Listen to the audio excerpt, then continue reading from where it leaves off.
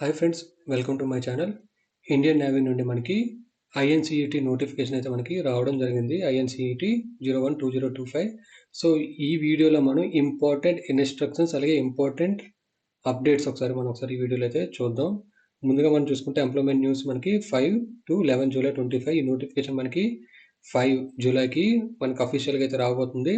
అలాగే online application కూడా 5 July నుంచి అప్లికేషన్ మనకి అవైలబుల్ అయితే ఉండడం జరుగుతుంది. సో ఈ నోటిఫికేషన్ వచ్చేసరికి నేవీలో ఎవరైతే సివిలియన్ స్టాఫ్ వర్క్ చేస్తారో వాళ్ళ కోసం ఈ నోటిఫికేషన్ అయితే ఇవ్వడం జరిగింది. అది వచ్చేసరికి ఇండియన్ నేవీ సివిలియన్ స్టాఫ్ కోసం ఈ నోటిఫికేషన్ అయితే రిలీజ్ చేయడం జరిగింది. సో ఆన్లైన్లో మీరు అప్లై అయితే చేసుకోవాల్సి ఉంటుంది. అలాగే ఈ చార్జ్ మ్యాన్ డిఫరెంట్ పోస్టులు డిఫరెంట్ కమాండ్ నుంచి అయితే నోటిఫికేషన్ రావడం జరిగింది. సో ఆల్రెడీ నేను ఒక వీడియో అయితే మీకు చేయడం జరిగింది. ప్రతి చార్జ్ మ్యాన్ పోస్ట్కి eligibility criteria, qualification, selection process మీద ఆ వీడియో నేను నా ఛానల్లో అయితే అప్లోడ్ చేయడం జరిగింది. సో చార్జ్ మ్యాన్ పోస్టులకి అన్ని పోస్టులకి నేను ఒక వీడియో అయితే చేయడం జరిగింది. అలాగే నెక్స్ట్ మనం చూసుకుంటే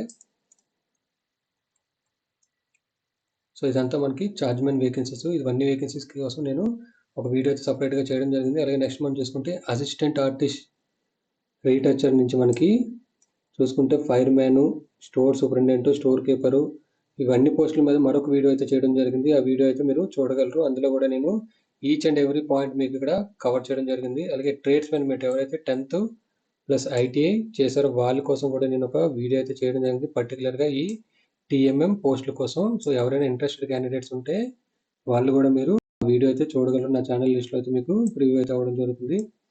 అలాగే ఇంపార్టెంట్ మనం అప్డేట్స్ ఒకసారి ఈ వీడియోలో అయితే చూడడం జరుగుతుంది.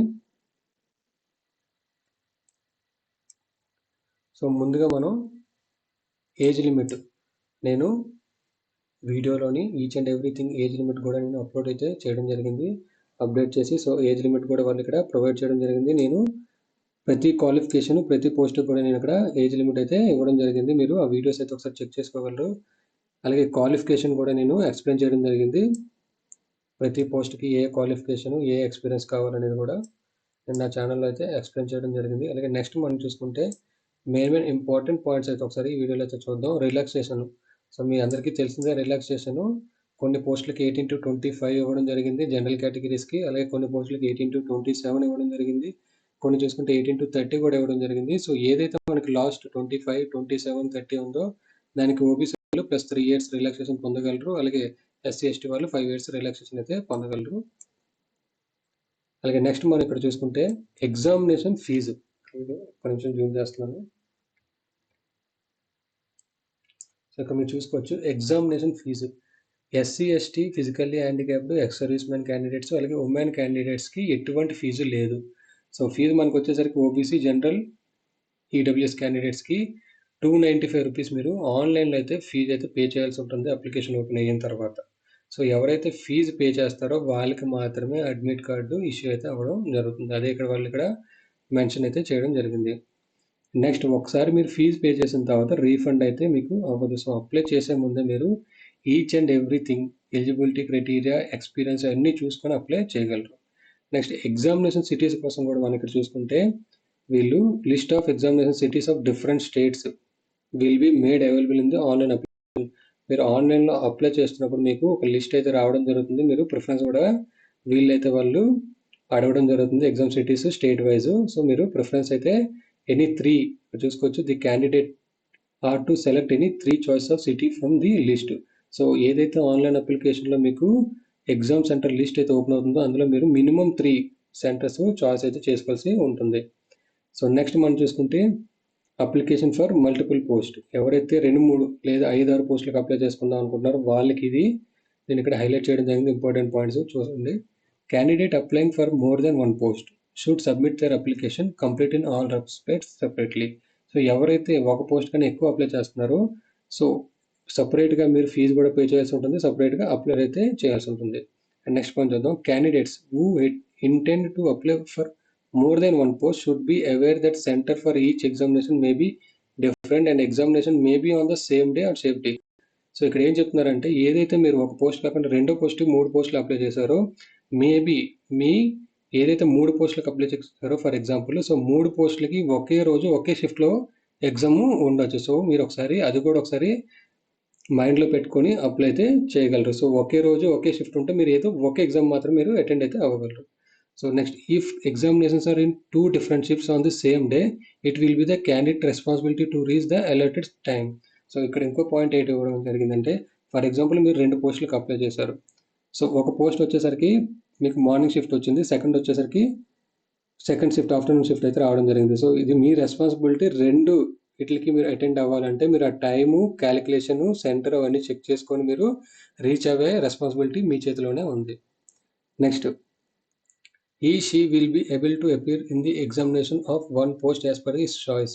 సో ఇన్ కేస్ సేమ్ షిఫ్ట్లోనే సేమ్ డేలోనే మీకు మల్టిపుల్ అప్లై చేసిన తర్వాత హాల్ టికెట్ వచ్చేలా ఉంటే మీరు ఏదో ఒకదానికే అటెండ్ అయితే అవ్వగలరు. ఇన్ కేస్ అది ఎప్పుడు సేమ్ డే సేమ్ షిఫ్ట్ అయితే, అదే సేమ్ డే కాకుండా 2-3 డేస్లో తర్వాత హాల్ టికెట్ వచ్చి, ఫర్ ఎగ్జాంపుల్ ఫస్ట్ మీరు ఏదైతే అప్లై చేశారో ఆ పోస్ట్ ఫస్ట్ డే, అలాగే నెక్స్ట్ డే వచ్చేసరికి రెండో అప్లై చేసిన పోస్ట్ ఉంటే మీరు ఆ టైంలో మీరు 2 ఎగ్జామ్స్కి అయితే 3 ఎగ్జామ్స్కి అయితే ఎన్ని ఎగ్జామ్స్కి అయితే అన్ని ఎగ్జామ్స్కి అటెండ్ అవ్వగలరు. అలా కాకుండా మీరు ఒకటే రోజు ఒకటే షిఫ్ట్ ఒకటే టైమింగ్లో మనకి అన్ని పోస్టులకి ఎగ్జామ్ పెట్టేలా ఉంటే మీరు ఏదో ఒకే ఎగ్జామ్కి అటెండ్ అవ్వగలరు. అది కూడా మీరు ఇక్కడ గుర్తుపెట్టుకోండి.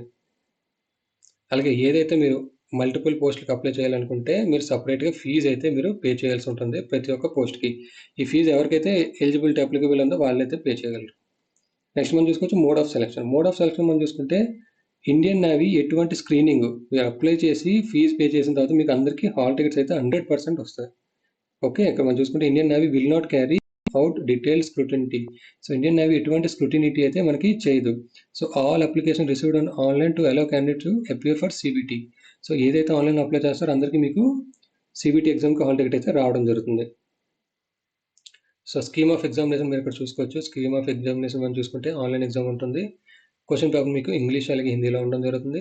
నెక్స్ట్ జనరల్ ఇంటెలిజెన్స్ నుంచి 25, అవేర్నెస్ నుంచి 25, యాప్టిట్యూడ్ నుంచి 25, ఇంగ్లీష్ నుంచి 25, మొత్తం 100 మార్కులకి మీకు 100 క్వశ్చన్లు ఉండడం జరుగుతుంది. టైం మనం చూసుకుంటే 90 minutes టైం అయితే వీళ్ళు ఇక్కడ ప్రొవైడ్ చేయడం జరిగింది.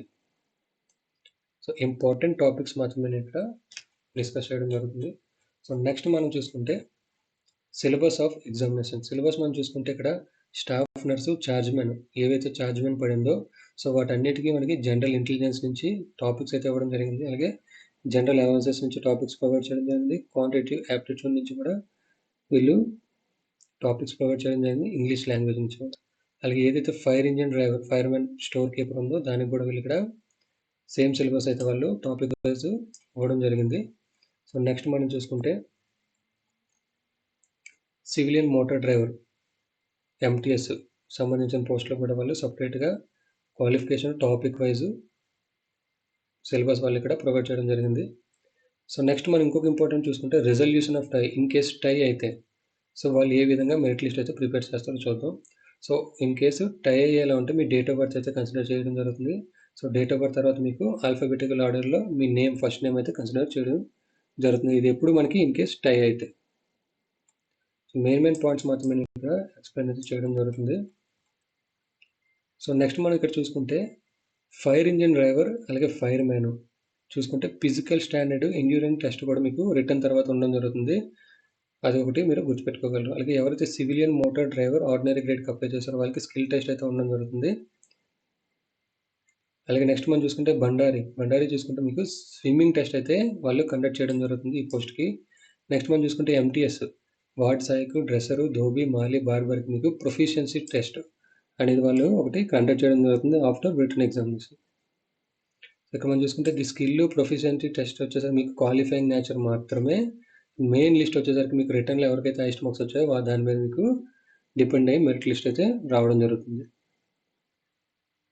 సో సెలెక్టెడ్ క్యాండిడేట్స్కి అపాయింట్మెంట్ లెటర్ అయితే ఇవ్వడం జరుగుతుంది. బిఫోర్ అపాయింట్మెంట్ లెటర్ మీకు మెడికల్, పోలీస్ వెరిఫికేషన్ కూడా ఖచ్చితంగా అవుతుంది, డాక్యుమెంట్ వెరిఫికేషన్. ఆన్లైన్ అప్లికేషన్ మీరు 5 July 2025 నుంచి అప్లికేషన్ అయితే మనకి అవైలబుల్లో ఉండడం జరుగుతుంది. అలాగే లాస్ట్ డేట్ మనం చూసుకుంటే 18 July వరకు అప్లికేషన్ అవైలబుల్లో ఉండడం జరుగుతుంది. సో మెయిన్ టాపిక్స్ నేను ఇక్కడ మీకు ఎక్స్ప్లెయిన్ అయితే చేయడం జరుగుతుంది. సో మ్యాక్సిమం మనకి ఏపీ, తెలంగాణలో కూడా ఎగ్జామ్ సెంటర్స్ అయితే ఖచ్చితంగా ఉంటాయి.